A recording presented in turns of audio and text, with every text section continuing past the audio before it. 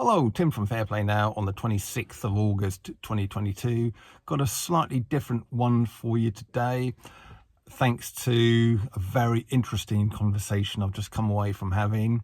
But before I do that, just a quick reminder of the latest London shopping trip, which is tomorrow, Saturday the 27th, 1 p.m, Hyde Park Corner at the Speakers. At Hyde Park at the Speakers Corner end of that. So if you're going, I'll see you there. So back to this interesting conversation and a little bit of a tip which might be helpful. So this guy I was speaking to is the owner of a Indian restaurant, and he is very worried about this whole kind of cost of living crisis thing. While I was there, he showed me his monthly electricity bills, and they're literally going up 50%. And these small businesses can't take hikes like that. It's just absolutely ridiculous. And long term, I would dearly like to find some kind of solution where we could just somehow go off grid, or just get ourselves into a situation where we can generate our own energy and just, kick these big companies who sort of can see fit to raise your bills to impossible amounts anytime they like for stupid reasons. We can just get rid of them and finish our reliance on those sort of companies. And I'd just dearly like to do that, and it might be something I can look into going forward. Short term, he was looking into various different things. And you've got this Don't Pay campaign starting on the 1st of October. That may or may not be the right option for you. There's one or two other things that I've mentioned in previous videos that you can do as well, raising a complaint and forcing them to take it to the ombudsman. I've discussed all of this before, but I don't know, it all seems either slightly dodgy, or stuff that can possibly get you into hot water, especially if you're a business owner. You can't do stuff like that, really. So we then turn to how we can reduce his energy consumption. And he's got a lot of lights in this place, and he was talking about reducing the number of lights, or kind of getting new sort of lamps to go in the light fittings of a lower wattage. So there's all this kind of thing. But one thing he didn't realise, it's common knowledge to me, but it wasn't to him, and it possibly isn't to you, but the thing or type of appliance that uses the most energy in either your home or commercial premises is refrigeration.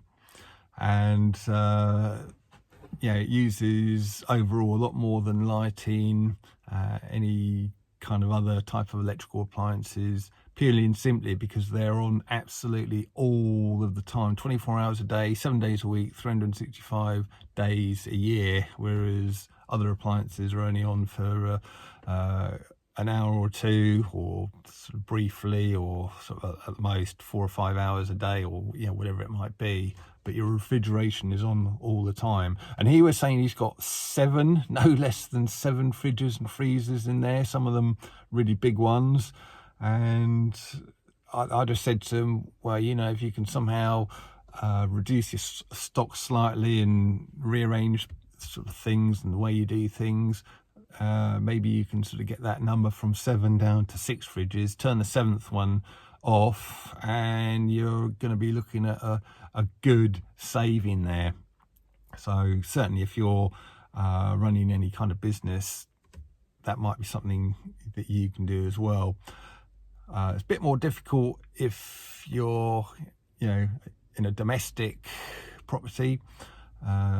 Chances are you've probably only got the one fridge freezer there in your kitchen, but if you've got another one in the sort of garage, like a lot of people have, which isn't doing a lot. Maybe it's on all the time, but you've only got it kind of quarter full.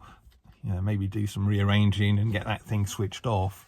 But if you're in a normal situation with only one fridge freezer, again, you might be able to do something, because they often have a little thermostat, sort of, at least for the fridge, some of them for the freezers as well.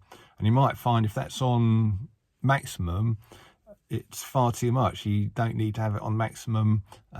You only have to keep your refrigeration down at the recommended temperatures. Don't take my word for this, sort of check it out properly, but I believe it's 4 degrees, plus 4 degrees for fridges, and minus 20 I think it is for freezers. And you might find that if it's on maximum, the thermostat thing's on maximum, you're using far too much. And a wise investment would be one of those little thermometer things to go inside your fridge and your freezer as well, and you can then keep an eye on the temperature. And if it's going down too low, you can sort of then knock back the thermostat a little bit on, from the maximum down a notch or two, and still maintain that recommended temperature. So that might be something that will help out a little bit as well. So just a couple of little fair play now tips for you there, which may well help out, especially if you are more of a commercial user.